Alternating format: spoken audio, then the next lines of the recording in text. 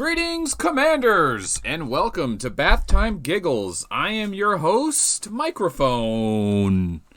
Okay, our patch has arrived, so we have a lot to talk about.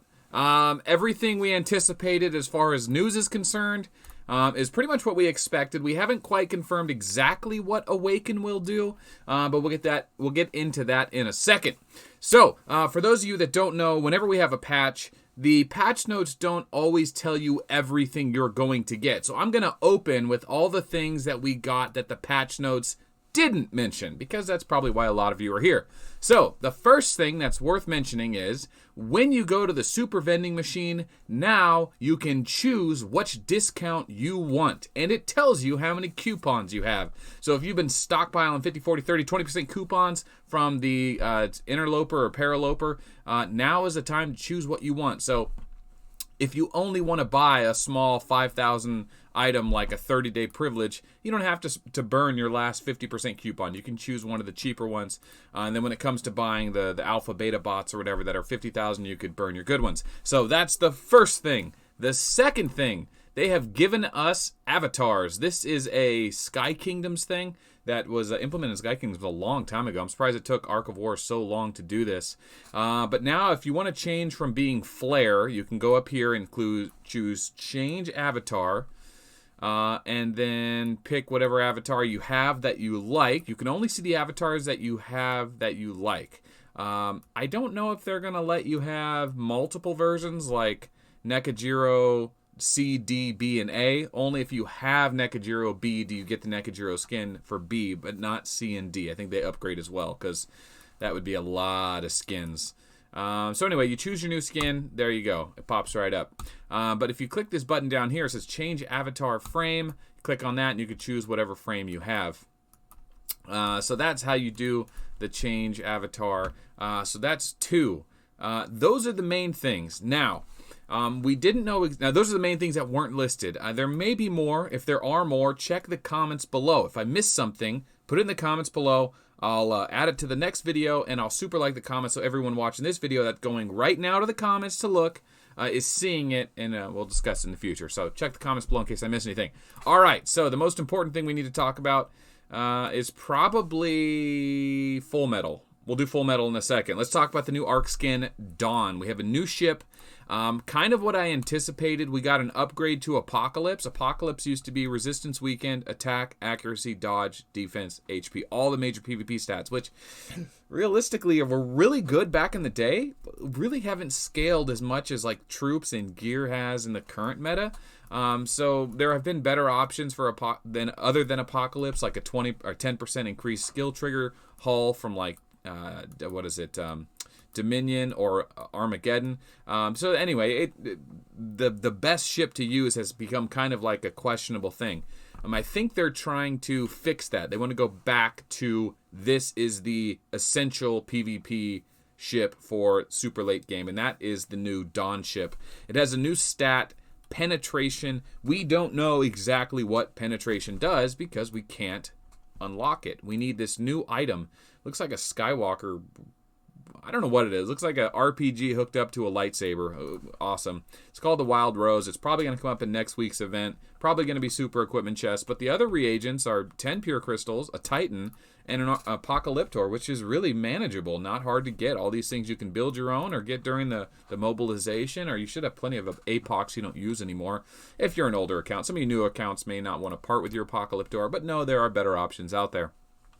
Also, for all of you that re-rolled all your Titans, you're going to have to make a couple to use for this. But anyway, so that's how you build it. So the most important thing here is we are getting crit percent and crit damage, accuracy, and attack. Now, the attack stat is low, but the crit damage stat is high. And then, of course, strength and weakened effect. It probably won't be as much as the, what is it called, the Gabriel ship that had like 87% at max level. So I don't know. We'll see what the Dawn has for us. I think this penetration stat and this crit damage plus attack is going to be huge, though. And I expect it to be the best hull in the game because it's the newest, and the game needs to progress, and that's how this thing works. Okay, let's talk about Fullmetal. Is it Fullmetal time? Is it Fullmetal? Let me see.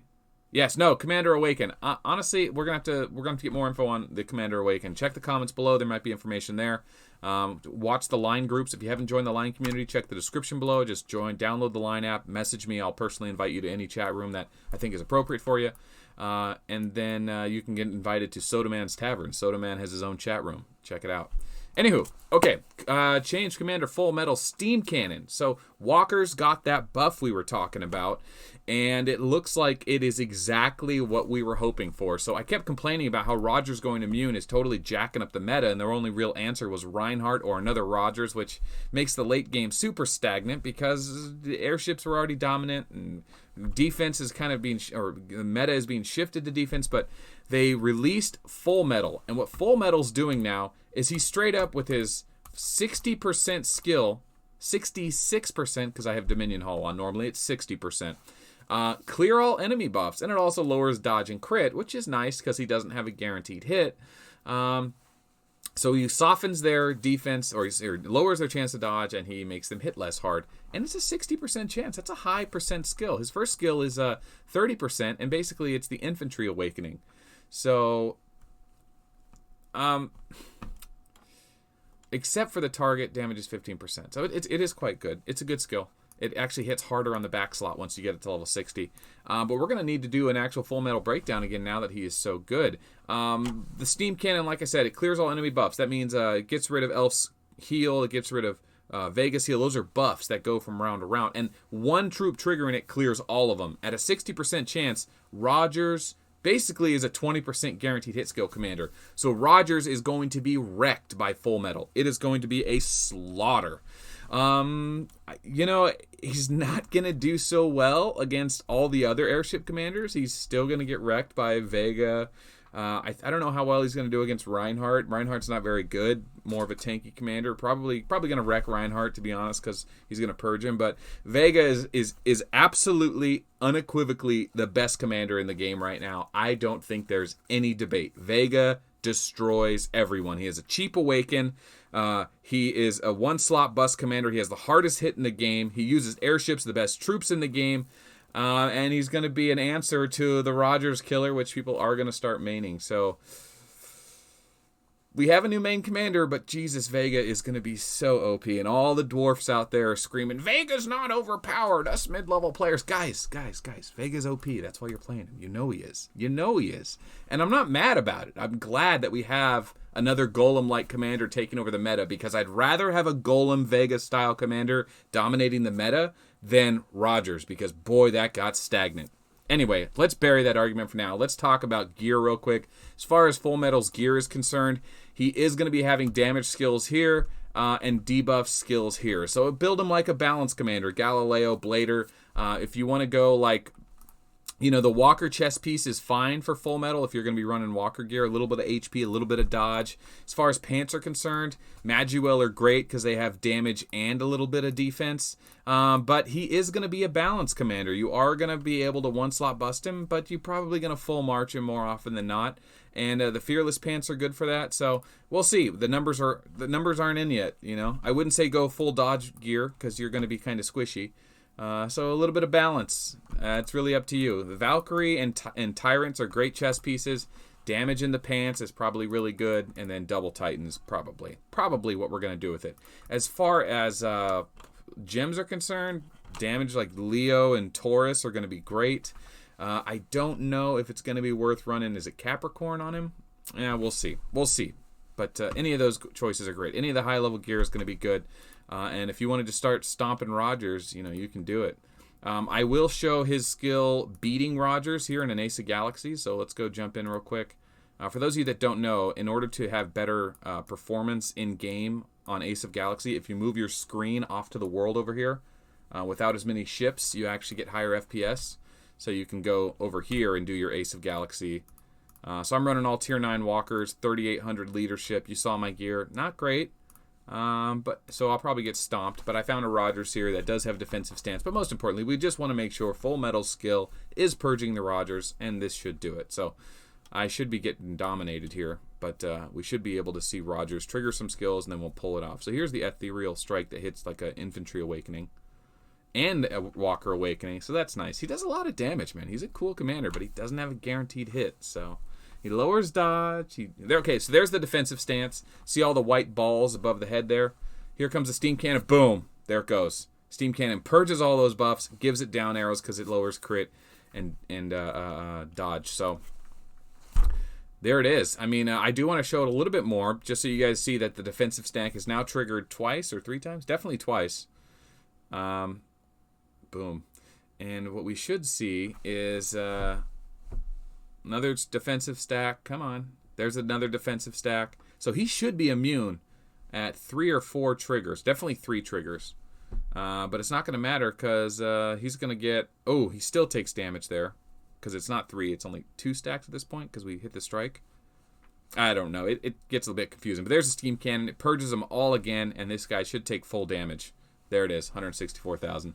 Undeniable proof that Fullmetal definitely removes Rogers. Now, walkers against airships, yeah, you really don't want to run a walker against an airship commander, but boy, Fullmetal is the best guy for the job. It's not a 40% skill to purge all the buffs. It's not just his opponents, the entire enemy army. One slot can remove the entire enemy army. So he is going to be a great counter. In Tier 12 versus... Tier 12 walkers versus Tier 12 airships. Airships still hit super hard, but with Rogers not being able to go immune, I think Fullmetal is going to be really powerful. I think we're going to see a lot of mains of Fullmetal, and I just want to get some great replays. So if you have Tier 12 and you have Fullmetal and you have a fair fight against a Rogers with Tier 12, send it to me. Or Tier 10 versus Tier 10. Any fair fight, I'd love to see it. Please show the gear. That would be great for me. That'd be great for the community, and that would definitely start solving some riddles, and we'll start seeing it in Galactic Battle this week, so that is cool. Something to look forward to. Yay, new content. We love new content. Okay, you can now send gears to your allies. That's the one last thing we'll do. We'll send an ally a gift. Who's it going to be? Let's send JDB something. Send items. Boom. Please select an item. That is not what I was expecting. Mail. Nope. Okay, well, you're supposed to be able to send items. So, is it just speed ups? I thought you could only send to people lower level than you. I guess we're going to have to figure out how the send item things work because I don't seem to understand it just yet. So, check the comments below. I'm sure someone's going to say, oh, no, Melt, in order to send it, you got to do this. Let's see if we can't do one more thing. We'll just pick an ally and see if it lets us do it that way. Reinforcements, resource help. Nope. Okay, so we don't know how to send items yet. I assume they mean other than just speed ups. If it's just speed ups, we already had that ability, but it only worked on lower level arcs. I don't know. Thanks for watching this video. I appreciate it, guys. As always, if I missed anything, put it in the comments below. Definitely check the comments below. We're still trying to get Jinjo's channel to 500 subscribers. I think he's at like 300 now. He's so close. I'll put the description in the link. I'll put the link in the description below. Tell your guildmates we have a bunch of content on this channel. More content's coming. The more you guys interact, the better it does for me, the better it does for the channel, and the more I'm encouraged to do it. So that's the end of that. Leave a like. Thanks for watching. Get the bell on. We'll see you on the next one. Bye-bye.